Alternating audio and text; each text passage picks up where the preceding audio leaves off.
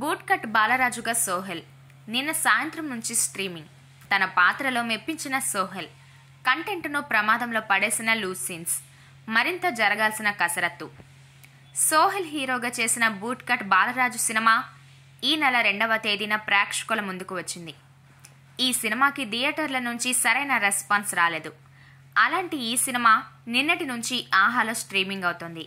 శ్రీ కోనేటి దర్శకత్వం వహించిన ఈ సినిమా ఓటీటీ వైపు నుంచి ఎన్ని మార్కులు తెచ్చుకుంటుందనేది చూద్దాం. మాటను ప్రాణంగా భావించే తల్లికి, ప్రేమను ప్రాణంగా భావించే కూతురుకు మధ్య జరిగే పోరాటం ఈ కథ.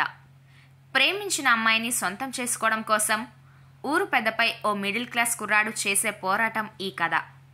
గ్రామీణ నేపథ్యంలో నడిచే ఈ కథను దర్శకుడు శ్రీ కోనేటి తయారు చేసుకున్నాడు. ప్రధానమైన పాత్రలతో పాటు గ్రామస్తులను కూడా ఇన్వాల్వ్ చేస్తూ ఈ కథను నడిపించాడు. ఈ కథలో గ్రామాన్ని కూడా ఒక పాత్ర చేయగలిగాడు. అక్కడక్కడ కామెడీని, ఎమోషన్స్ను టచ్ చేస్తూనే కథ ముందుకు వెళ్తూ ఉంటుంది. క్లైమాక్స్ కూడా కరెక్ట్గానే అనిపిస్తుంది.